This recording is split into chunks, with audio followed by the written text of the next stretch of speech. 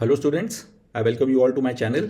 आई hope आप सब खैरियत से हैं, अपना बहुत ध्यान रख रहे हैं और सिंसियरली आप अपने एग्जामिनेशन की प्रिपरेशंस में लगे हैं, खूब मेहनत कर रहे हैं। तो आज के सेशन में हम लोग 20 अप्रैल 2025 का द हिंदू न्यूज़पेपर और इसके इंपॉर्टेंट करंट अफेयर्स को डिस्कस करेंगे for UPSC 2025 as well as 2026 examinations. ना सिर्फ हम करंट अफेयर्स को डिस्कस करेंगे, साथ ही साथ ये भी देखेंगे कि अगर यहाँ से कोई क्वेश्चन पूछा गया तो एमसीक्यूज किस तरह से फ्रेम किए जा सकते हैं, किस तरह से क्वेश्चंस बनाए जा सकते हैं, किस तरह से एग्जामिनर आपको फंसाने की या ट्रैप करने की कोशिश कर सकता है। ये सारी चीज़ें भी हम लोग डिस्कस करेंगे।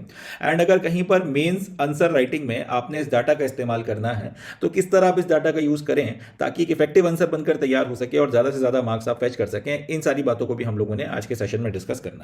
तो काफ़ी कुछ है जानने के लिए, काफ़ी सारी चीज़ें सीखने के लिए। And now without any further ado ये वी बिगिन। शुरू करते हैं 20 अप्रैल 2025 का द हिंदू और इसके इंपॉर्टेंट करंट अफेयर्स। पहला समाचार ये रहा, देखते हैं इसे। तो पहली न्यूज़ में हमको बात करनी है सेविस के बारे में। सेविस क्या होता है, क्यों न्यूज़ में है और हमारे लिए क्यों रेलेवेंट है, इन तीन सवालों के जवाब हम लोग इस करंट अफेयर में तलाशेंगे। सबसे पहला सेविस, तो ये एक एक्रोनिम है, student and exchange visitor programme system करके एक चीज़ होती है, उसको शॉर्ट में हम लोग सेविस लिखते हैं, Student and exchange visitor programme System. अब ये होता क्या है? It is an American database used by Department of Homeland Security to hold information on students and exchange visitors in United States holding F1 and J1 visas.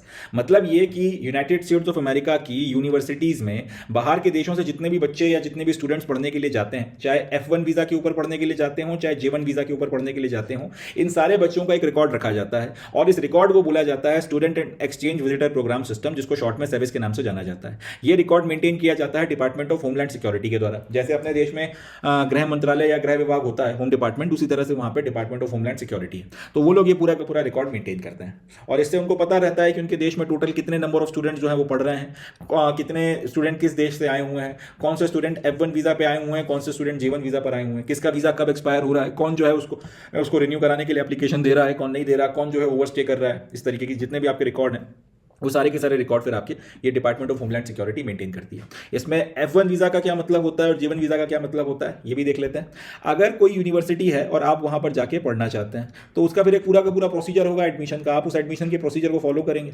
उसके बाद में जब आपको वहाँ पर एडमिशन मिल जाएगा, उस एडमिशन के मिल जाने के बाद में आपको अमेरिका जाना पड़ेगा, तो आप वीज़ा के लिए अप्लाई करेंगे। वहाँ पर फिर आप सारे पेपर लगाओगे कि फलानी यूनिवर्सिटी है, इस प्रोग्राम के तहत में मेरा एडमिशन हुआ है, ये एडमिशन के पेपर हैं वगैरह वगैरह। उसके बाद में अमेरिकन एम्बेसी आपको जो वीज़ा इशू करती है उसको बोला जाता है F1 वीज़ा। ठीक है जी, इसको F1 वीज़ा के नाम से जाना जाता है। दूसरी कैटेगरी होती है J1 वीज़ा की। इसमें यह होता है कि अगर अमेरिका की किसी यूनिवर्सिटी का किसी दूसरे देश की यूनिवर्सिटी के साथ में कोई एक्सचेंज प्रोग्राम है, जिसके तहत में उस देश की यूनिवर्सिटी के कुछ बच्चे अमेरिका की किसी यूनिवर्सिटी में आके पढ़ेंगे, तो उनको भी आने से पहले एक वीज़ा के लिए अप्लाई तो करना पड़ेगा। ऐसी कंडीशन में उनको जो वीज़ा दिया जाता है उसको बोला जाता है J1 वीज़ा। बहरहाल चाहे आप F1 वीज़ा पर जाओ, चाहे आप J1 वीज़ा पर जाओ, अल्टीमेटली आप एक स्टूडेंट वीज़ा पर हो वहाँ पे, और उसका फिर रिकॉर्ड जो है ये डिपार्टमेंट ऑफ होमलैंड सिक्योरिटी वाले सेविस के डाटाबेस में स्टोर करके रखते हैं। तो ये तो हो गया कि सेविस होता क्या है।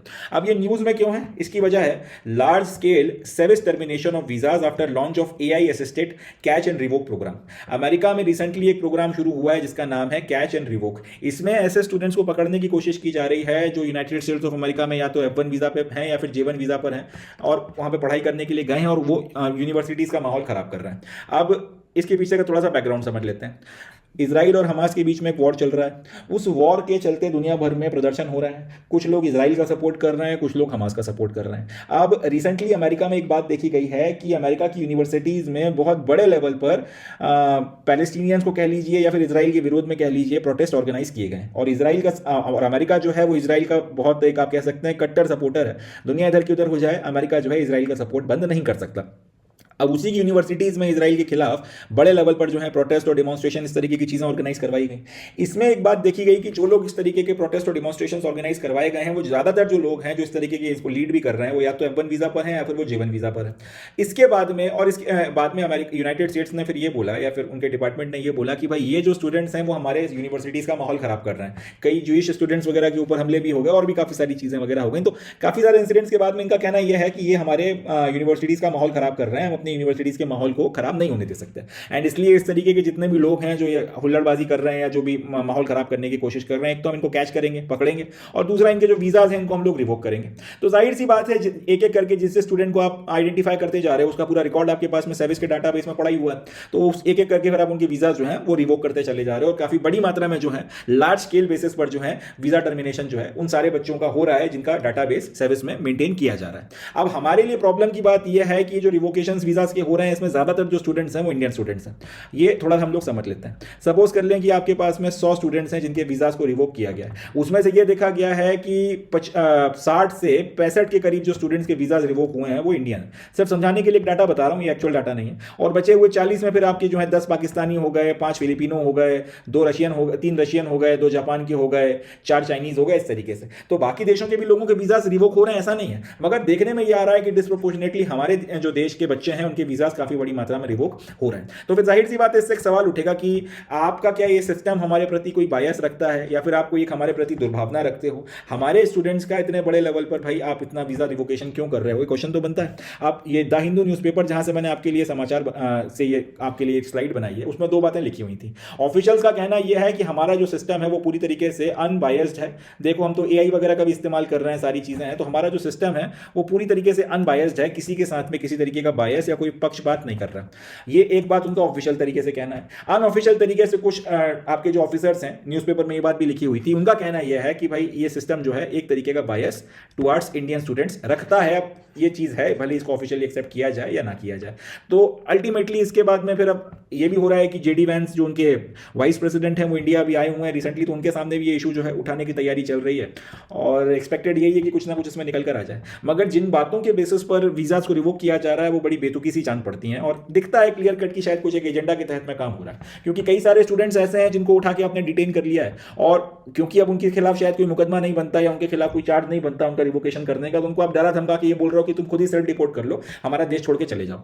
कई ऐसे स्टूडेंट्स हैं जिनका वीजा रिवोकेशन सिर्फ इसलिए कर दिया गया क्योंकि उनसे एक छोटा सा जो है ट्रैफिक का नियम टूट गया था, एक माइनर सा ट्रैफिक वायलेशन उनसे हो गया, या कैंपस पे किसी के साथ में कुछ बहसबाजी हो गई, कोई लड़ाई झगड़ा हो गया, तो आपने बोला कि भाई आपने जो है वीजा रिवोक कर दिया और आपने जो है बोला कि अब आप घर जाओ। ऐसा देखिए नहीं होता है, मतलब एक कॉमन सेंस की बात है, कोई देश ऐसा नहीं करता कि कोई स्टूडेंट बाहर से पढ़ने के लिए आए और उससे अगर ट्रैफिक की एक लाइट जो है अगर वो उसको जंप कर जाता है, ट्रैफिक वायलेशन हो जाए, तो उसके लिए उसका जो है वीज़ा रिवोक कर दे। ऐसा नहीं होता कहीं पर भी। ये क्लियर कट अगर ट्रैफिक वायलेशन जैसी छोटी छोटी बात पर आपका वीज़ा जो है उसका रिवोकेशन किया जा रहा है, क्लियर इससे एक बात समझ में आती है कि एक बायस है, एक कहीं ना कहीं जो है शत्रु भाव के साथ में काम किया जा रहा है। अब सवाल उठता है कि ऐसा क्यों हो रहा है। इस सवाल का जवाब देखें खुलकर तो कोई नहीं देगा, मगर रिसेंटली एक बात देखी गई है कि इंडियंस के प्रति एक रेसिज्म जो है वो वेस्टर्न सोसाइटी में पाया जाता है। सोशल मीडिया खासतौर पर अगर हम ट्विटर की बात कर लें, उस पर काफ़ी बड़ी मात्रा में आपको कमेंट ऐसे रिसेंटली देखने के लिए मिल जाएंगे। उसमें एक सर्च देखने के लिए मिल जाएगा जो इंडियंस को खास तरीके के स्लर्स वगैरह से बुलाते हैं या फिर उनको खास तरीके की जो है टॉन्ट मारते हैं, सर्टेन तरीके की स्टीरियोटाइपिंग वगैरह करते हैं। उससे एक बात दिखती है कि एक रेसिज्म जो है इंडियन स्टूडेंट्स के खिलाफ बढ़ा है, और मे भी शायद वही रेसिस्ट एटीट्यूड जो है कहीं ना कहीं हमें अमेरिकन जो ये ऑफिशियल्स हैं इनके बिहेवियर में भी देखने को मिल रहा है। या फिर अगर ऐसी कोई बात नहीं है तो हो सकता है फिर ट्रंप एडमिनिस्ट्रेशन की कुछ एक पॉलिसी वगैरह। अब अगर ऐसा है कि ट्रंप एडमिनिस्ट्रेशन की भाई ये पॉलिसी है तो फिर हमें इस पर भी बात करना पड़ेगी, क्योंकि काफ़ी बड़ी मात्रा में हमारे स्टूडेंट्स जो हैं अमेरिका में जाके पढ़ते हैं, बाद में फिर वो वहाँ से आपकी हायर स्टडीज़ भी करते हैं, फिर वो ग्रीन कार्ड भी ले लेते हैं एंड वहीं पर फिर बस भी जाते हैं। उसका फायदा हमको भी होता है कि रेमिटेंसेस वगैरह यहाँ पर काफ़ी बड़ी मात्रा में आती हैं, हमारी एक सॉफ्ट पावर भी जो है वो बढ़ती है। तो काफ़ी सारी चीज़ें हैं। इनफैक्ट अभी कुछ वक्त पहले ये भी हुआ था कि एक पूरा माहौल बनाया गया था कि हिंदुस्तानी आपकी जॉब्स वगैरह खा जाएंगे और इस तरीके की चीज़ें। तो बहुत सारा मसला है। ओवरऑल बस यही है कि क्यों किया जा रहा है। अब इस इशू को जो है आपका वाइस प्रेसिडेंट जेडी वैंस के सामने उठाया जाएगा और देखते हैं क्या नतीजा निकल कर आता है इसमें, फिर क्या इसका रिजल्ट होता है। इस पूरी बात से एक बात क्लियर हो जाती है कि जैसे जैसे अब इंडिया का राइज हो रहा है, जैसे जैसे हम लोग अब बढ़ रहे हैं, वैसे वैसे शायद हम लोग कुछ लोगों की आंखों में खटक रहे हैं। एक तो ये है कि ये सच बात है कि काफ़ी बड़ी मात्रा में हमारे स्टूडेंट्स और वर्कर्स यूनाइटेड स्टेट्स में जाते हैं और जो अच्छी जॉब्स होती हैं उनको वहाँ पे करते भी हैं। इसके चलते जो लोकल्स हैं उनके मन में शायद एक असुरक्षा की भावना आ भी रही है। बट इसको जिस तरीके से आगे बढ़ाया जा रहा है, जिस तरीके से आप कह सकते हैं हमारे खिलाफ एक माहौल बनाया जा रहा है, जिस तरीके से रेसिज्म जो है सिस्टमैटिक तरीके से बढ़ाया जा रहा है, एक बात क्लियर है कि ये स्पॉन्टेनियस नहीं है। कोई ना कोई तो इसके पीछे है, कोई ना कोई तो हवा दे रहा है। अब चाहे वो आपकी वहाँ का डीप स्टेट हो, चाहे वहाँ के वो लेफ्ट विंग वाले हों, चाहे कोई और हो, इस पर कहीं ना कहीं हमारा ध्यान देना ज़रूरी है। नहीं तो कहीं ऐसा ना हो कि इसके चलते हमारे स्टूडेंट्स पे कल को कोई वायलेंट अटैक शुरू हो जाए। अगर इस तरीके की चीज़ें आ गई तो मसले और ख़राब होंगे। इससे बचने के लिए रिसेंटली इस पे का कदम उठाना ज़रूरी है, एंड इसलिए जो है ये न्यूज़ हमारे लिए इंपॉर्टेंट हो जाती है। अब यहाँ से क्वेश्चन क्या क्या बनते हैं? सबसे पहला क्वेश्चन तो यही बनता है कि जो रिसेंटली सेविस करके एक चीज़ न्यूज़ में थी, तो ये सेविस क्या है? तो इसका अपने को जवाब याद रखना है कि Student and exchange visitor programme System के नाम से एक डाटाबेस है जो अमेरिका मेंटेन करता है, जिसमें ये हिसाब रखा जाता है कि उनके देश में या उनके देश की यूनिवर्सिटीज़ में बाहर के देशों से आके कितने बच्चे पढ़ रहे हैं। दूसरा ये पूछा जा सकता है कि रिसेंटली जो कैच एंड रिवोक प्रोग्राम है वो कहाँ चलाया जा रहा है और वो किस चीज़ से रिलेटेड है? तो इसका भी जवाब अपने को याद रखना है। Catch and revoke program America में चलाया जा रहा है और उसके तहत में वो अपने देश में पढ़ने वाले बाहर के स्टूडेंट्स जो उनकी यूनिवर्सिटीज़ में उनके हिसाब से माहौल ख़राब कर रहे हैं, उनको कैच कर रहे हैं, उनके वीज़ाज़ को रिवोक कर कर जो है उनको वापस अपने देशों में भेजा जा रहा है। And catch and revoke program जो है वो क्यों कंट्रोवर्शियल हो जाता है? क्योंकि मेजॉरिटी में जो स्टूडेंट्स हैं जिनके वीज़ाज़ कैंसिल किए जा रहे हैं वो डिसप्रोपोर्शनेटली इंडियंस हैं। ये 2-3 बातें हैं जो अपने को यहाँ से ध्यान रखनी है। एक F1J1 वीज़ा क्या होते हैं इसको भी आप ध्यान रख सकते हैं, बट चलें वो इतना कोई इंपॉर्टेंट नहीं है। पर ये 2 एक क्वेश्चन यहाँ से कि सर्विस क्या होता है और कैच एंड रिवोक प्रोग्राम क्या होता है, इसको अपने को ध्यान रखना है। चलें, that's it from this news. आगे बढ़ते हैं, नेक्स्ट न्यूज़ देखते हैं। चले नेक्स्ट न्यूज़ डिस्कस करते हैं। अगले समाचार में हमको बात करनी है IMEC इनिशिएटिव के बारे में। IMEC इनिशिएटिव क्या है, क्यों न्यूज़ में बना हुआ है, इन सारी चीज़ों को हम लोग इस समाचार में डिस्कस करेंगे। एंड देन अगेन कि इसमें से हमारे लिए एग्जाम पॉइंट ऑफ व्यू से क्या इंपॉर्टेंट क्वेश्चंस बनते हैं। तो IMEC का फुल फॉर्म है India Middle East Europe economic corridor. ये India Europe Middle East economic corridor को शॉर्ट में IMEC बोला जाता है। न्यूज़ में क्यों है? तो इसका जवाब यह है कि 22 और 23 अप्रैल को हमारे जो प्राइम मिनिस्टर हैं नरेंद्र मोदी, ये जाने वाले हैं सऊदी अरब के दौरे पर। अब सऊदी अरब का जो ये दौरा होना है, तो इसके पहले हमारे जो फॉरेन सेक्रेटरी हैं विक्रम मिस्री साहब, ये एक प्रेस कॉन्फ्रेंस ले रहे थे। उसमें अपना एक इंडिया और सऊदी अरब का जो पूरा रिलेशनशिप रहा है इसको लेकर एक ओवरव्यू दे रहे थे। इसका हिस्टोरिकल एस्पेक्ट क्या है, किस तरह से रिलेशनशिप इवॉल्व हुआ और आज की तारीख में जो है क्यों ये रिलेशनशिप इतना इंपॉर्टेंट है और दोनों देश इसको और ज़्यादा मजबूत करने के लिए क्या कदम उठा रहे हैं। सारी बातें जो है इस तरीके से आपका फॉर्मल डिप्लोमेटिक आप कह सकते हैं प्रेस कॉन्फ्रेंसेज वगैरह की जाती हैं प्राइम मिनिस्टर के दौरे, इंपॉर्टेंट दौरों के पहले, तो वो कर रहे थे। अब इसी प्रेस कॉन्फ्रेंस में एक सवाल पूछा गया IMEC यानी कि आपका India Middle east European economic corridor के बारे में कि इजराइल पैलेस्टीन का जो पूरा वॉर है उसके चलते एक तरीके से ये जो IMEC की जो है बात होना ही बंद हो गई है। तो क्या ये पूरी तरीके से डिरेल हो गया है, क्या इसको शट डाउन कर दिया गया है, इस पर आगे क्या होगा, इस तरीके से सवाल वगैरह पूछे गए।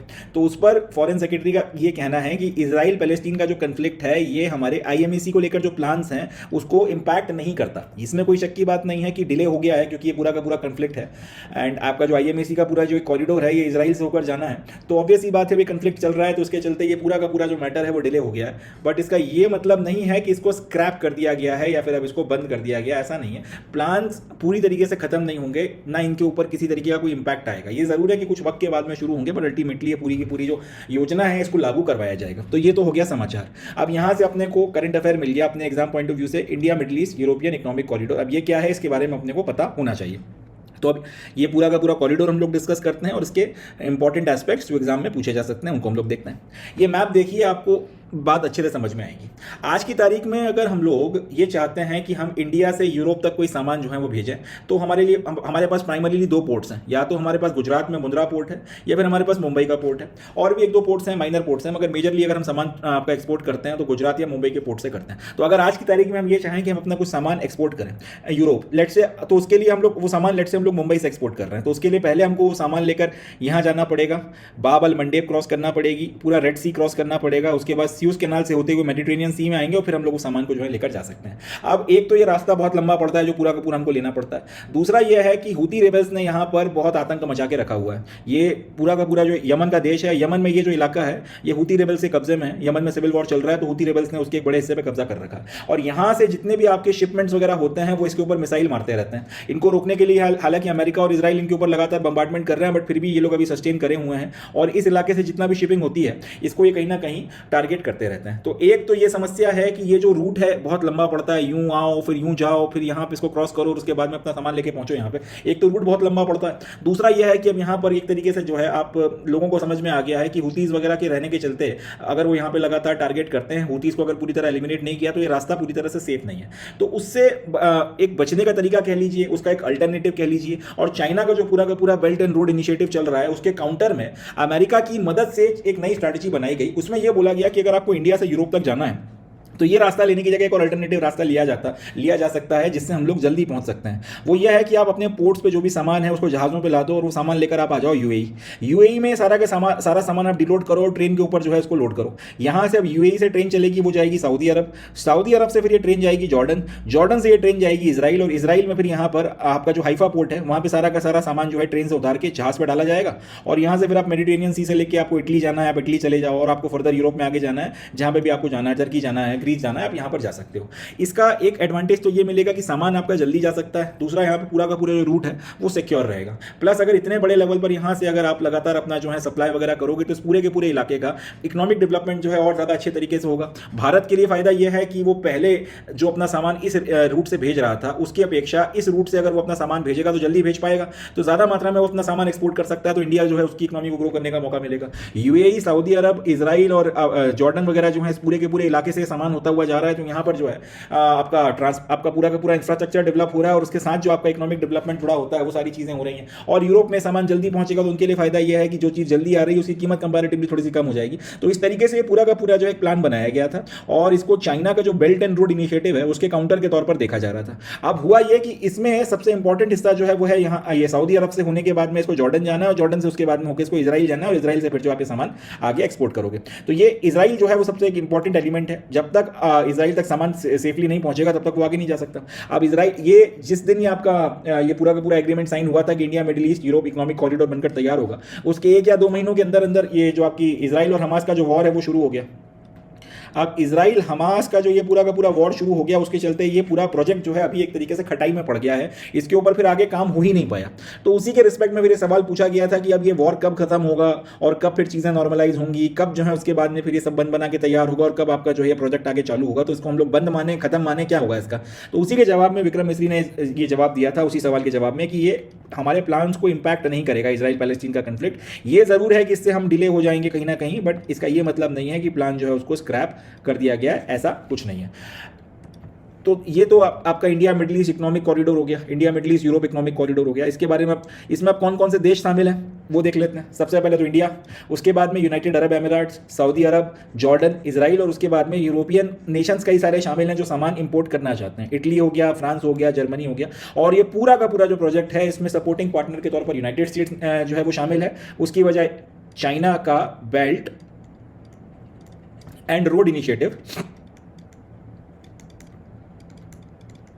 ये पूरा का पूरा जो प्रोजेक्ट है उसको काउंटर कर रहा है, और चाइना को एक तरीके से जो है यहाँ पर रोक रहा है। अमेरिका का, क्योंकि चाइना के साथ में इस वक्त में तगड़े लड़ाई झगड़े चल रहे हैं, तो वो पूरी कोशिश में लगे हुए हैं कि किसी तरीके से इनको जो है काउंटर किया जाए, किसी तरीके से इनको जो है ग्रो करने से रोका जाए। तो ये उस चक्कर में भी लगे हुए हैं, और इसलिए ये पूरे के पूरे प्रोजेक्ट को सपोर्ट कर रहे हैं। The IMAC project was started during the G20 summit in September 2023 in New Delhi, but received an evident setback just weeks later with the eruptions of Israel-Palestine conflict on October 7, 2023. तो वही बात जो मैंने कही कि IMAC का जो project है ये सितंबर 2023 में डिसाइड हुआ था G20 की मीटिंग में नई दिल्ली में कि इस तरीके का हम पूरा बनाएंगे। सितंबर में ये प्लान बना, अक्टूबर 7, 2023 को यहाँ पर जो हमास ने अटैक किया था इसराइल के ऊपर, उसके बाद में फिर मैटर्स खराब हो गए, और यहाँ से फिर इसराइल पैलेस्टीन का जो पूरा का पूरा कन्फ्लिक्ट शुरू हो गया। तो ये प्रोजेक्ट जो है फिर अल्टीमेटली उठ नहीं पाया। मिस्टर मिस्री said that though the required groundwork could not be done after the signing of framework agreement in 2023, individual countries have made some forward movement in infrastructure linkages. तो इनका कहना यह है विक्रम मिस्री साहब का कि हालांकि ये प्रोजेक्ट तो जो है डिले हो गया है, इसमें कोई शक की बात नहीं है। हम लोगों ने ये एग्रीमेंट साइन किया 2023 सितंबर में, अक्टूबर में ये पूरा का पूरा लड़ाई झगड़ा शुरू हो गया, और उसके बाद से हम लोग कुछ कर ही नहीं पाए। मगर इंडिविजुअल देश अपने अपने देशों में जो आपको इंफ्रास्ट्रक्चर के रिस्पेक्ट में जो काम करना था उसको लेकर कुछ काम शुरू कर चुके हैं। जैसे आप मैप भी अगर यहाँ पे देखोगे तो अब इतनी बड़ी जो आपकी एक पूरी की पूरी रेलवे लाइन बनानी है, तो इस रेलवे लाइन का कुछ हिस्सा यूएई को बनाना है, कुछ हिस्सा तो क्या एक बड़ा हिस्सा सऊदी अरब को बनाना है, कुछ हिस्सा जॉर्डन को बनाना है, और कुछ हिस्सा आपका इजराइल को बनाना है। तो इंडिविजुअली आप लोग जो है अपने अपने देशों में इंफ्रास्ट्रक्चर को लेकर जो काम वो कर सकते हैं। अगर कहीं पे कुछ कंस्ट्रक्शन का वर्क उनको करना है तो उसको लेकर कुछ शुरुआत हो चुकी है, और इस पूरे के पूरे इंफ्रास्ट्रक्चर को सस्टेन करने के लिए और भी चीजें हैं जिनकी इंटीग्रेशन या इंटरलिंकिंग की जरूरत है, उसको लेकर भी जो है इंडिविजुअल लेवल पर जो है कम से कम काम शुरू हो गया। तो जैसे इलेक्ट्रिसिटी ग्रिड्स वगैरह हैं, इनका जो है आपस में इंटरकनेक्शन वगैरह शुरू करवा दिया गया है। पूरे के पूरे आईएमएसी प्रोजेक्ट का जो मेजर पिलर है वो यही है कि आपकी इलेक्ट्रिसिटी ग्रिड वगैरह जो है उसको इंटीग्रेट करना है, ताकि ये जो पूरा प्रोजेक्ट है आपका इंटैक्टली काम कर सके। ऐसा नहीं हो कि ये मतलब ऑब्वियस सी बात है, अगर आप इतना बड़ा रेलवे नेटवर्क बनाओगे तो ऐसा नहीं हो सकता कि इतने रेलवे नेटवर्क की बिजली अलग यूएई जो है वो कंट्रोल करे, इतने की जो है वो सऊदी अरब करे, और उसके बाद की जो है वो जॉर्डन और इजराइल करे। आपको एक इंटीग्रेटेड पूरा नेटवर्क बनाना पड़ेगा जिसमें इनकी आप जो ग्रिड्स हैं इनको आपस में जो है जोड़ना पड़ेंगी, ताकि ये नेटवर्क जो है आपका स्मूथली जो है ऑपरेट ऑपरेट कर सके, ढंग से जो है पूरा का पूरा प्रोसेस चल सके। इसी तरह लोडिंग डिलोडिंग जो है जल्दी हो सके, उसकी व्यवस्था भी करना पड़ेगी, उसके भी जो इंतजाम वगैरह करना पड़ेंगे। तो इंडिविजुअल लेवल पर अलग अलग देश जो जो काम कर सकते हैं उसको लेकर जो है कुछ प्रोसेस वगैरह चालू हो गया है। और अल्टीमेटली फिर जब वॉर खत्म होगा तो अपना तब तक हम लोग ये सोच रहे हैं कि अपना इंडिविजुअल जो है काम निपटा लें। इंडिया को जो काम अपने बिहाफ पर करना है वो करके खत्म कर दे, यूएई को जो अपना काम करना है वो कर दे, सऊदी अरब अपना कर ले, जॉर्डन वाले अपना कर लें, इजराइल का जब वॉर वगैरह खत्म हुआ जाएगा वो अपना काम निपटा ले, और उसके बाद में इनको फिर आपस में उठा के इंटीग्रेट कर देंगे और जल्दी से जल्दी फिर जो है इस प्रोजेक्ट को चालू किया जा सकता है। वॉर खत्म होगा और उसके बाद में फिर हम लोग सब अपने अपने काम शुरू करेंगे, फिर यह बनकर तैयार होगा और उसके बाद में इसको हम लोग लॉन्च करेंगे। ऐसा करने की इनकी प्लानिंग नहीं है, क्योंकि ऐसा किया तो फिर प्रोजेक्ट जो है वो कहीं ना कहीं बहुत डिले हो जाएगा और फिर शायद ये भी इकोनॉमिकली अनवाइबल हो जाए। तो ये सारी चीज़ें भी जो है चल रही हैं। बट अल्टीमेटली इस सारी बात से ये बात निकल कर आती है कि इंडिया, मिडिल ईस्ट और यूरोप इकोनॉमिक कॉरिडोर जो है वो डेड नहीं है। उसके ऊपर जो भी स्लो लेवल पर ही सही मगर अभी काम चल रहा है, और आप एक तरीके से ये नहीं कह सकते कि पूरा का पूरा प्रोजेक्ट जो है वो खत्म हो गया है, ऐसी कोई बात नहीं है। एंड फ्यूचर में जब भी अल्टीमेटली पीस प्रिवेल करेगा, क्योंकि हमेशा तो ये वॉर चल नहीं सकता, चीज़ें जब भी स्टेबलाइज होंगी उसके बाद में India, Middle East, Europe economic corridor जो है वो साकार रूप लेगा और इसके फ्रूट्स जितने भी इसके पार्टनर्स हैं उनको देखने को जरूर मिलेंगे। तो ये तो हो गया अपना समाचार। अब यहाँ से क्वेश्चंस क्या क्या बनते हैं। पहला तो यही कि India, Middle east, European economic corridor में कौन कौन से देश शामिल हैं। तो याद रखना है सबसे पहले तो हिंदुस्तान, यूएई, सऊदी अरब, जॉर्डन और इजराइल, प्राइमरीली इन देशों से जो है होते हुए पूरा का पूरा ये नेटवर्क जा रहा है।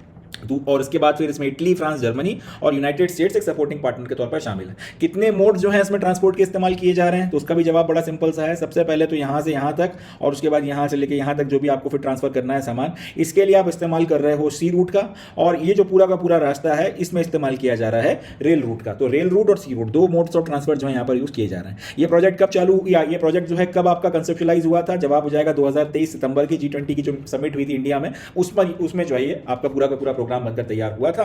एंड उसके बाद फिर ऑब्वियसली बात है इजराइल पैलेस्टीन के कन्फ्लिक्ट के चलते कुछ काम हो नहीं पाया, बट जो भी इंफ्रास्ट्रक्चर वगैरह के लिंकेजेस वगैरह हैं उसको लेकर अब काम शुरू हो चुका है। तो that's it from this news. आगे बढ़ते हैं नेक्स्ट न्यूज़ की तरफ, देखते हैं सर। चलिए नेक्स्ट न्यूज़ डिस्कस करते हैं। इसमें हमको बात करनी है फास्ट ब्रीडर रिएक्टर के बारे में।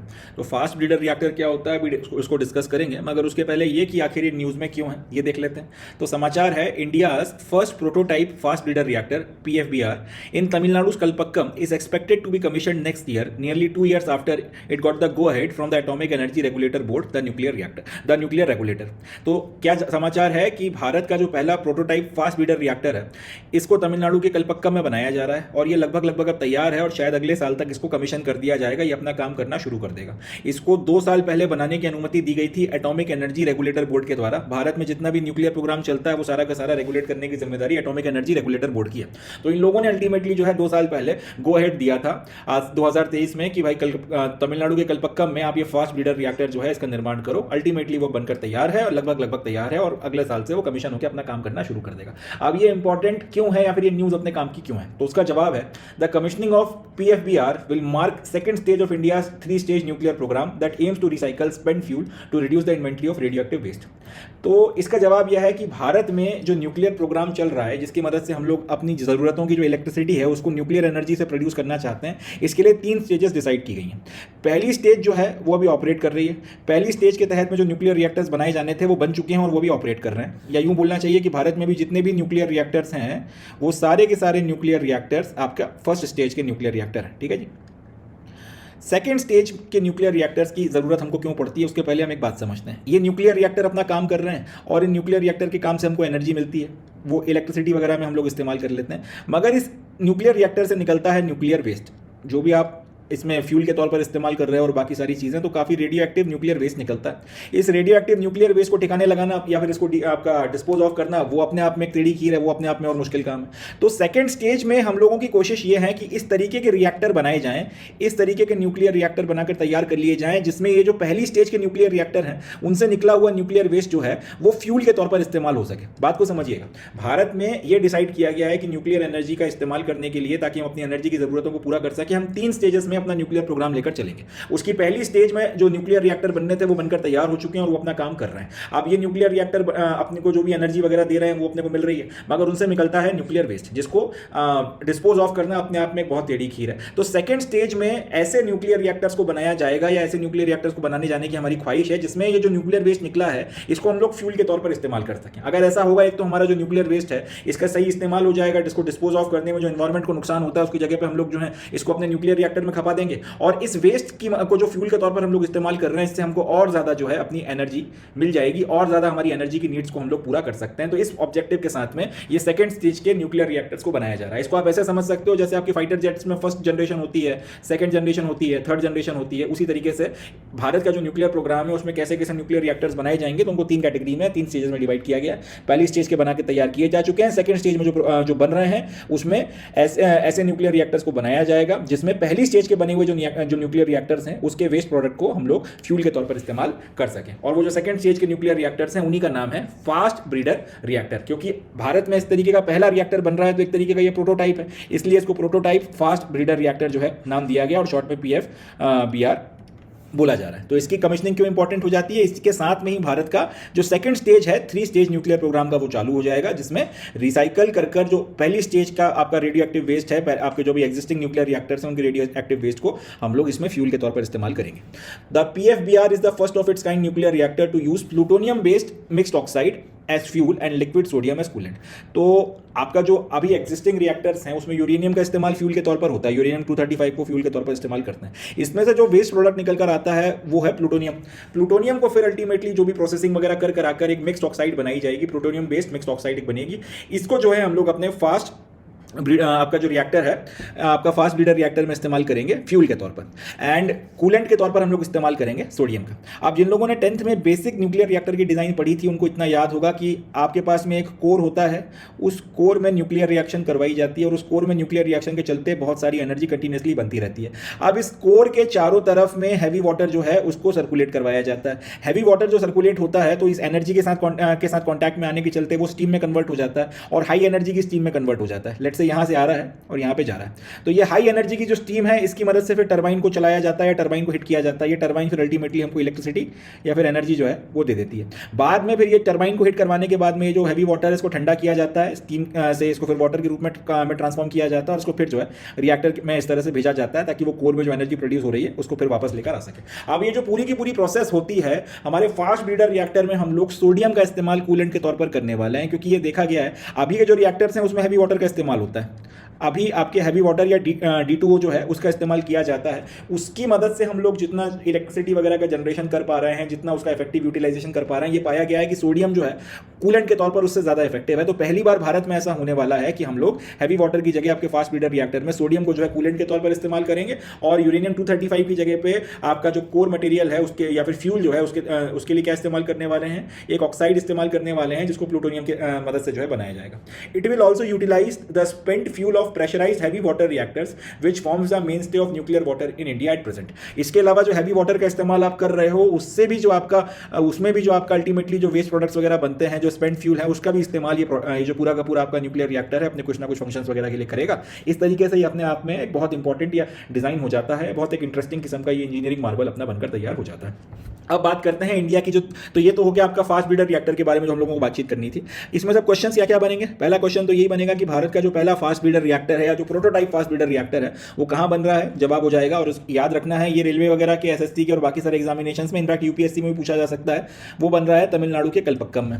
दूसरा क्वेश्चन ये पूछा जा सकता है कि भारत में जो एटॉमिक एनर्जी से रिलेटेड प्रोजेक्ट्स हैं इनको कौन कंट्रोल करता है या एटॉमिक एनर्जी का रेगुलेटर कौन है, तो जवाब हो जाएगा एटॉमिक एनर्जी रेगुलेटरी बोर्ड जो है इसका रेगुलेटर है और वही जो है सारी चीज़ों को रेगुलेट करते हैं। तीसरा, इसकी जो कमिश्निंग होगी आपका जो कलपक्कम तमिलनाडु में भारत का पहला प्रोटोटाइप फास्ट ब्रीडर रिएक्टर बन रहा है, इसके साथ इसकी कमिश्निंग के साथ में क्या होगा, तो जवाब है इसी के साथ में हमारे न्यूक्लियर प्रोग्राम का जो सेकंड स्टेज है वो चालू हो जाएगा। और सेकंड स्टेज की खास बात क्या है, इसकी खासियत यह है कि फर्स्ट स्टेज में जो आपके रिएक्टर्स हैं उन रिएक्टर्स में जो वेस्ट प्रोडक्ट निकल कर आता है उस वेस्ट प्रोडक्ट को ये रिएक्टर्स फ्यूल के तौर पर इस्तेमाल करते हैं और उसकी मदद से इलेक्ट्रिसिटी प्रोडक्शन वगैरह कर आपको देते हैं। अगला क्वेश्चन कि इसमें फ्यूल के तौर पर जो फ्यूल इस्तेमाल होगा वो कौन से एलिमेंट के ऊपर बेस्ड रहने वाला है, तो जवाब हो जाएगा प्लूटोनियम के तौर पर। और कूलेंट के तौर पर ये क्या इस्तेमाल करेगा, तो हैवी वाटर की जगह पे सोडियम का इस्तेमाल ये कूलेंट के तौर पर करेगा। ये दो क्वेश्चंस जो है यूपीएससी के पॉइंट ऑफ व्यू से अपने को याद रखने हैं, यूपीएससी में सवाल पूछे जा सकते हैं। अब बात तो एक तो ये हो गया, यूपीएससी में क्वेश्चंस वगैरह आ सकते हैं। अब ये जो पूरा 3 स्टेज की प्रोसेस है इसको हम लोग समझ लेते हैं, इसको अपने को याद रखना है, इसमें से भी क्वेश्चन बन सकते हैं। India's 3 stage nuclear power program was formulated by Homi Jehangir Bhabha in 1950s to secure the country's long term energy independence through the use of uranium and thorium reserves in the monazite sands of coastal regions of South India. तो ये जो पूरी की पूरी आपकी 3 stage की जो policy है, न्यूक्लियर पॉलिसी, इसको बनाया कब था? 1950s में बना के तैयार किया गया था होमी जहांगीर भाभा के द्वारा, जो भारत के एक बड़े अक्लेम्ड न्यूक्लियर साइंटिस्ट थे। इनका कहना यह था कि अभी अब जो अगर आप ये चाहते हो कि लॉन्ग टर्म में इंडिया जो है एनर्जी को लेकर इंडिपेंडेंट हो जाए, अगर वो किसी दूसरे देश के ऊपर डिपेंड ना करे, तो उसके लिए एक तो आपको न्यूक्लियर एनर्जी का जो है यूज़ करना पड़ेगा। दूसरी बात ये कि न्यूक्लियर एनर्जी यूज़ करने में भी अपने को कोशिश ये करनी है कि अपना जो फ्यूल है वो अपन अपने देश में ही जो है अपने को मिल जाए। तो भारत में कोस्टल इंडिया और कोस्टल साउथ इंडिया की बात की जाए तो कोस्टल इंडिया की जो मोनेजाइट सैंड है उसमें यूरेनियम और थोरियम आपको प्रचुर मात्रा में मिल जाता है। हालांकि अभी भी हम लोग काफ़ी मात्रा में यूरेनियम बाहर से इंपोर्ट कर रहे हैं, बट फिर भी इनका कहना यह था कि यूरेनियम और थोरियम आपको प्रचुर मात्रा में इंडिया में मोनेजाइट सैंड्स जो है कोस्टल साउथ इंडिया में मिलती हैं, उसमें आपको हासिल हो सकता है। अब इस बात को ध्यान में रखते हुए इन्होंने, ताकि ये जो कोस्टल इंडिया में मिलने वाली जो सैंड है, जिसमें मोनेजाइट सैंड है, जिसमें यूरेनियम और थोरियम प्रचुर मात्रा में है, इसकी मदद से हम लोग अपनी न्यूक्लियर एनर्जी बनाएं, ताकि हम लोग किसी के ऊपर डिपेंड ना कर सकें। इस तरीके का जो है पूरा एक प्रोजेक्ट बना के तैयार किया गया था। और इसी ये जो पूरा का पूरा प्रोजेक्ट है, इसको आपका 3 स्टेज न्यूक्लियर पावर प्रोग्राम जो है इंडिया का बोला जाता है।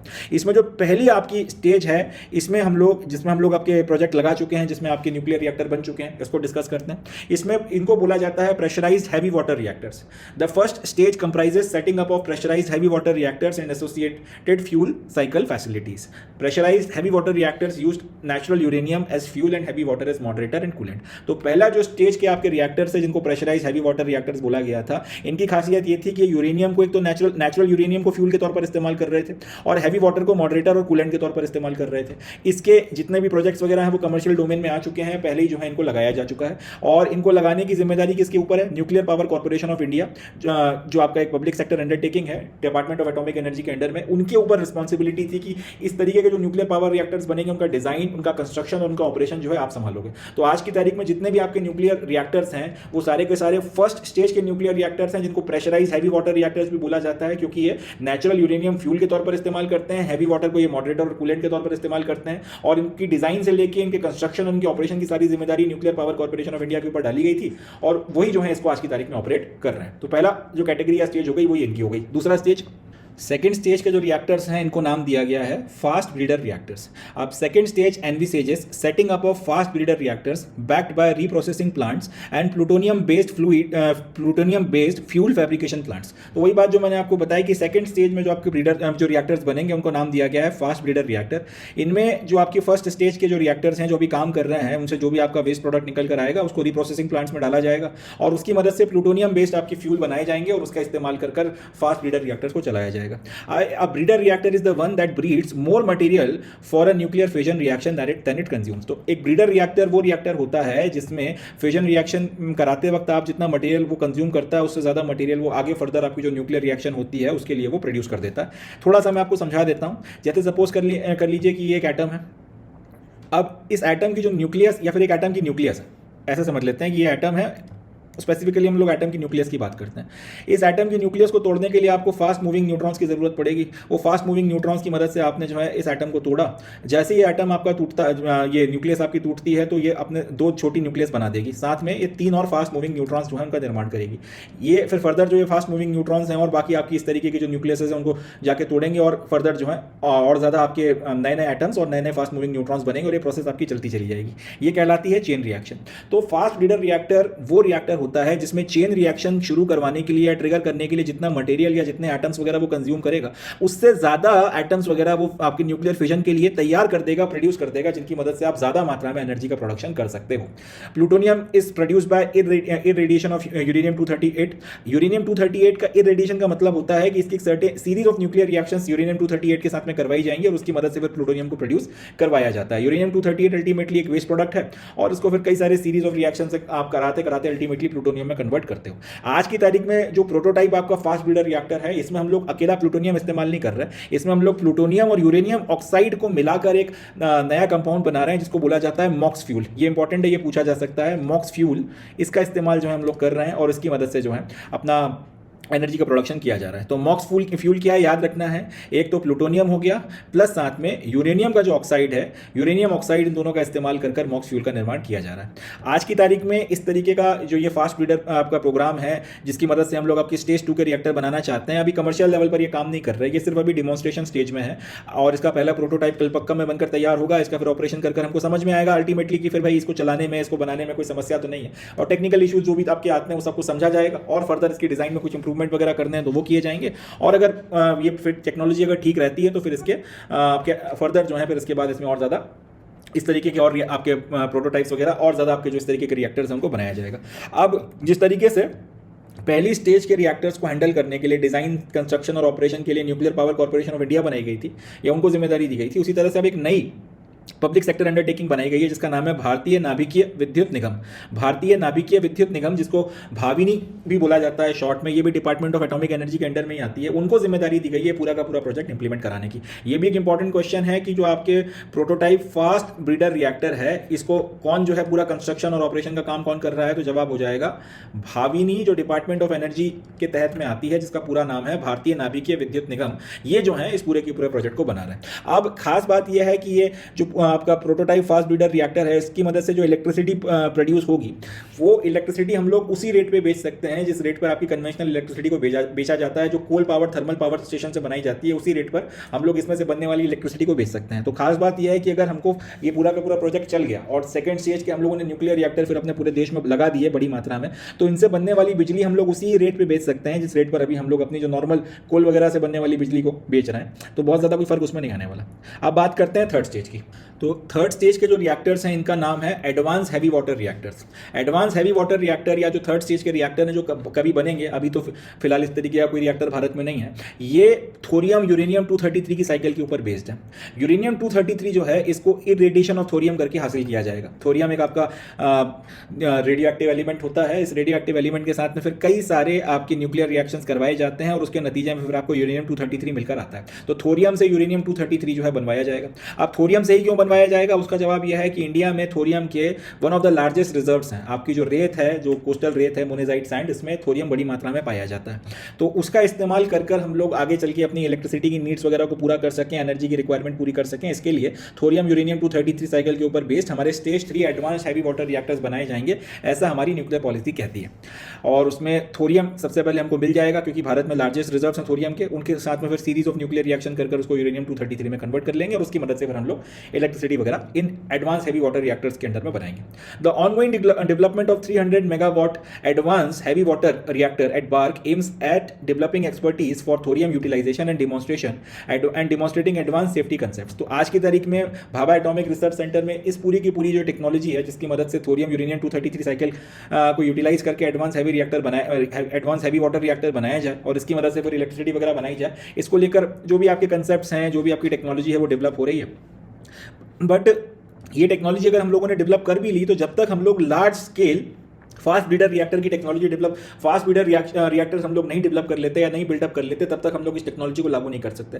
उसकी वजह यह है कि फास्ट ब्रीडर की जो आपकी डिज़ाइन रहेगी और इसका जो पूरा का पूरा ऑपरेशन का जो एक्सपीरियंस रहेगा, उसी का इस्तेमाल कर कर हम लोगों को अल्टीमेटली ये रिएक्टर्स वगैरह जो है बनाने हैं। और जब तक आपका ये रिएक्टर जो है आपके फास्ट ब्रीडर रिएक्टर बनकर तैयार नहीं होते, जब तक इनको हम लोग ऑपरेट नहीं कर लेते, बड़े लेवल पर इस तरीके के रिएक्टर्स बनाने की हमारी एक्सपर्टीज नहीं आ जाती, तब तक जो है अगर हम लोगों ने टेक्नोलॉजी डेवलप कर भी ली तो भी हम लोग उसको इंप्लीमेंटेशन की स्टेज में लेकर नहीं जा पाएंगे। तो ये जो है हमारी थर्ड स्टेज है जिस पर अभी हम लोग काम कर रहे हैं। So that's it from this news. अब यहाँ से अपने को फिलहाल जो है जो क्वेश्चंस वगैरह बनेंगे वो यही है कि मॉक्स फ्यूल जो है वो किससे मिलकर बना है, फास्ट ब्रीडर प्रोग्राम जो है अभी टेक्नोलॉजी डेमोन्स्ट्रेशन की स्टेज में है, इसको इंप्लीमेंट कौन करा रहा है, एंड इसका जो पहला रिएक्टर है वो कहाँ बनकर तैयार होगा, आपकी जो 3 स्टेज न्यूक्लियर पावर प्रोग्राम है इसको किसने डेवलप किया था, एंड आपका जो थर्ड स्टेज है ये किस साइकिल के ऊपर बेस्ड है। तो थोरियम यूरेनियम 233 साइकिल के ऊपर बेस्ड है और भारत में थोरियम के one of the largest reserves हैं। ये कुछ फैक्ट्स हैं जो अपने को याद यहाँ से रखने हैं। चले, that's it from this news. Next news देखते हैं, नेक्स्ट न्यूज़ डिस्कस करते हैं। अब इसमें हमको बात करनी है रेयर अर्थ एलिमेंट्स के बारे में, जिनको इंडिया इंपोर्ट करता है। जिनको नहीं पता रेयर अर्थ एलिमेंट्स क्या होते हैं, उनके लिए बता दूँ, ये सर्टेन तरीके के मिनरल्स होते हैं। अब ऑब्वियस ही बात है, नाम से ही समझ में आ रहा है कि कम मात्रा में अवेलेबल है। इन मिनरल्स की खासियत यह है कि आज की तारीख में जितनी भी कटिंग एज टेक्नोलॉजीज़ हैं, जितनी भी कटिंग एज की आपकी टेक्नोलॉजीज़ हैं, उन सब में इन रेयर अर्थ एलिमेंट्स का इस्तेमाल होता है। चाहे जो आपके इलेक्ट्रॉनिक चिप्स की बात हो, जिनके बिना आज काम नहीं चलता, कंप्यूटर्स हों, इसके अलावा जो आपके इलेक्ट्रिकल व्हीकल्स या ईवीज हो गए, बैटरीज हो गई, और भी जितनी भी आपकी दूसरी चीज़ें हैं, लगभग लगभग सब में रेयर अर्थ एलिमेंट का इस्तेमाल होता है। अब रेयर अर्थ एलिमेंट न्यूज़ में इसलिए हैं क्योंकि चाइना और यूनाइटेड स्टेट्स ऑफ अमेरिका का ट्रेड वॉर चल रहा है।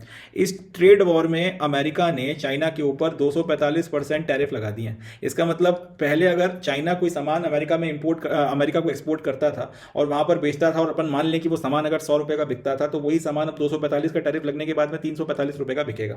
अब इसी के कंपटीशन में सपोज कर लें कि चाइना का जो सामान आया है उसी के कंपटीशन में कोई सामान होगा, वो हो सकता है 105 का बिक रहा हो वही वाला सामान, या फिर हो सकता है 98-97 रुपीज़ का बिक रहा हो। तो यहाँ पे कंपटीशन था कि चाइनीज सामान 100 रुपये का है, अमेरिकन सामान जो है वो 105 रुपये का है, और इंडियन सामान जो है 98 रुपीज़ का है। तो यहाँ पर आपको एक कंपटीशन समझ में आता है कि ये आपस में कम्पीट कर सकते थे। बट अगर चाइनीज सामान 345 रुपये का हो गया और वही सामान इंडियन 105 का और अमेरिकन 98 का बिक रहा है, तो जाहिर सी बात है कोई भी कंज्यूमर या तो ये 105 वाला खरीदेगा या 98 वाला खरीदेगा, 345 वाला तो खरीदेगा नहीं।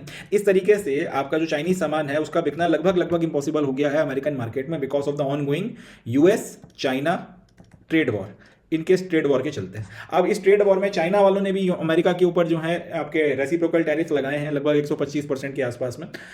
मगर साथ ही साथ इन्होंने एक चीज़ और करी है कि दुनिया में सबसे ज़्यादा जो रेयर अर्थ के एलिमेंट्स हैं उनकी सप्लाई चाइना करता है। ठीक है जी, दुनिया में रेयर अर्थ के एलिमेंट्स की जो सबसे ज़्यादा सप्लाई है वो चाइना करता है, और चाइना इनको सप्लाई सबसे ज़्यादा करता है यूनाइटेड स्टेट्स को, क्योंकि यूनाइटेड स्टेट्स में जितनी भी आपकी लीडिंग कटिंग एज की टेक्नोलॉजीज हैं जिसमें रेयर अर्थ एलिमेंट्स का इस्तेमाल होता है, सबसे ज़्यादा कंपनी यूनाइटेड स्टेट्स में है। तो चाइना ने अब एक तरीके की आर्म ट्विस्टिंग ये करी है कि ये जो रेयर अर्थ एलिमेंट्स हैं इनका सप्लाई उसने ऑलमोस्ट बंद कर दिया तो नहीं कहूँगा, मगर इसको बहुत ज़्यादा कंट्रोल कर दिया है।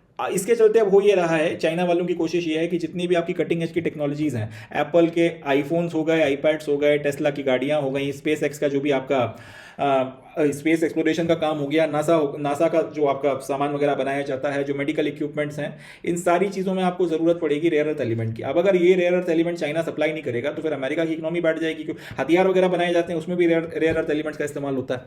तो ये सारी चीज़ें कर जो है चाइना एक तरीके से अमेरिका को नुकसान पहुंचाने की कोशिश कर रहा है। अब इसी में समाचार ये छपा था कि जो रेयर अर्थ एलिमेंट्स की सप्लाई के ऊपर चाइना ने एक तरीके से जो रोक लगाई है या फिर इसको जो बहुत टाइट किया है, कंट्रोल किया है, इसका इंडिया के ऊपर कितना असर आएगा। तो उसी में ये बात जो है प्राइमरीली निकल कर आई कि इंडिया मोटे मोटे तौर पर ये 4 तरीके के रेयर अर्थ एलिमेंट्स को जो है इंपोर्ट करता है। सबसे पहले डिस्प्रोसियम, दूसरा है गैडोलिनियम, तीसरा है लेट्यूटियम और चौथा है सैमेरियम। तो अपने को एक तो ये याद रखना है कि ये 4 तरीके के रेयर अर्थ एलिमेंट्स हैं जिनको इंडिया जो है प्राइमरीली इंपोर्ट करता है, चाइना से या कहीं से भी मंगवाए, ज़्यादातर हम लोग इन 4 एलिमेंट्स को मंगवाते हैं। अब ये न्यूज़ में क्यों है तो मैंने आपको बता ही दिया कि हम इन 4 एलिमेंट्स को मंगवाते हैं। आगे इसमें ये भी लिखा हुआ था कि ये क्यों इसका इंडिया के ऊपर जो है कोई बहुत ज़्यादा इंपैक्ट नहीं निकल कर आना, क्योंकि आज की तारीख में हम लोग इनका इंपोर्ट ही बहुत कम मात्रा में करते हैं। रेयर अर्थ एलिमेंट्स का हमारे यहाँ डायरेक्टली जो है इंडस्ट्री में मैन्युफैक्चरिंग में इस्तेमाल नहीं होता। ऐसा नहीं है कि हमारे यहाँ आपका सेमीकंडक्टर्स वगैरह नहीं बनते या बाकी चीज़ें नहीं बनती जिसमें रेयर अर्थ एलिमेंट्स का इस्तेमाल नहीं हो रहा, मगर हम क्या करते हैं उन चिप्स में रेयर अर्थ एलिमेंट्स का जो इस्तेमाल होता है, रेयर अर्थ एलिमेंट्स की मदद से जो भी कंपोनेंट बनना है वो कंपोनेंट बन जाता है।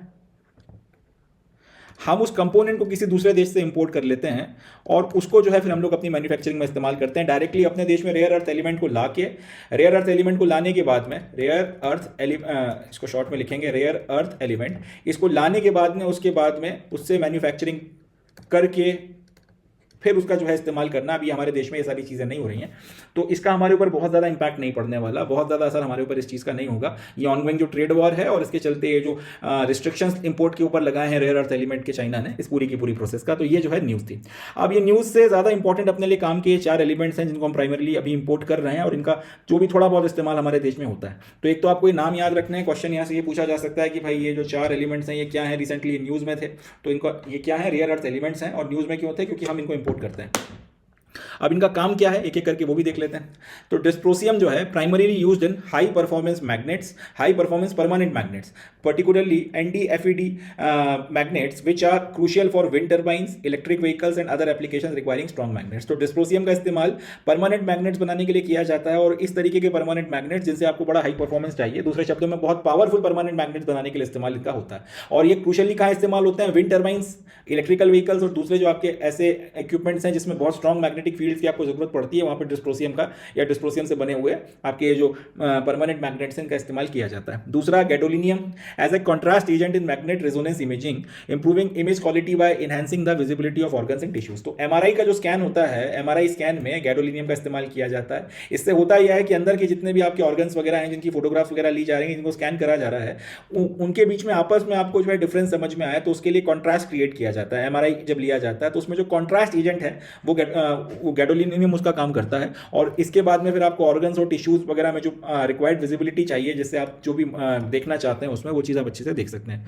ल्यूटिटियम का इस्तेमाल होता है, finds notable use in medicine for cancer treatment and in petroleum industry as catalyst. तो एक तो कैंसर ट्रीटमेंट में इसका इस्तेमाल है और दूसरा कैटलिस्ट के तौर पर पेट्रोलियम इंडस्ट्री में इस्तेमाल है। और अगला है samarium, primarily used in samarium cobalt magnets which are known for their high strength and ability to maintain magnetization at high temperatures। तो samarium का इस्तेमाल कहाँ किया जाता है? ऐसे मैग्नेट्स बनाने के लिए जिनमें दो खासियत होनी चाहिए। एक तो आपकी मैग्नेटिक फील्ड बहुत ज़्यादा स्ट्रांग रहे, दूसरा हाई टेम्परेचर्स पर जो है आपकी मैग्नेटिक फील्ड बहुत ज़्यादा मजबूत रहनी चाहिए। कई बार ये देखा गया है कि जो दूसरे आपके ऐसे इलेक्ट्रोमैग्नेट्स होते हैं, टेम्परेचर बढ़ने के साथ में उनकी मैग्नेटिक फील्ड जो स्ट्रेंथ है उसमें कमी आती है, उनकी मैग्नेटिक फील्ड कमजोर पड़ती चली जाती है। तो वहाँ पर सेमेरियम से बने हुए मैग्नेट्स का इस्तेमाल होता है, हाई टेम्परेचर पर भी उसकी मैग्नेटाइजेशन जो है वो बनी रहती है, और डिजायर्ड स्ट्रेंथ में जो आपको चाहिए उस स्ट्रेंथ में ये बनी रहती है। These magnets are used in various applications including high performance motors, actuators and gyroscopes. तो काफी जगहों पर इनका इस्तेमाल होता है। Additionally samarium is used in nuclear reactors as neutron absorber and in certain medical treatments to relieve pain from bone cancer. ये एक इंपॉर्टेंट इसका एप्लीकेशन है कि कैंसर के ट्रीटमेंट्स में, खासतौर पर अगर बोन कैंसर होता है तो उसमें काफी पेन होगा, उस पेन को रोकने के लिए या कम करने के लिए इसका इस्तेमाल होता है। न्यूक्लियर रिएक्टर्स में न्यूट्रॉन एब्जॉर्बर के तौर पर भी इसका यूज किया जा सकता है। जाइरोस्कोप्स के बारे में आप लोगों को ज्यादा नहीं पता होगा, मगर जाइरोस्कोप्स का इस्तेमाल शिप्स हो गई या फिर आपके बड़े बड़े जो व्हीकल्स हो गए, इनकी डायरेक्शंस वगैरह के लिए, इनकी टर्निंग्स वगैरह के लिए इनका इस्तेमाल किया जाता है। हाई परफॉर्मेंस की जो मोटर्स लगाई जाती हैं, एक्चुएटर्स होते हैं, इन सब में सेमेरियम का इस्तेमाल होता है। तो ये चार आपके प्राइमरी एलिमेंट्स हैं या रेयर अर्थ एलिमेंट्स हैं जिसको इंडिया इंपोर्ट करता है, और इनके ऊपर जो है हम लोग जो भी थोड़ा बहुत हमारे यहाँ रेयर अर्थ एलिमेंट का भी इस्तेमाल हो रहा है, इन चार एलिमेंट्स का इस्तेमाल कर हम अपना जो भी मैन्युफैक्चरिंग वगैरह करते हैं।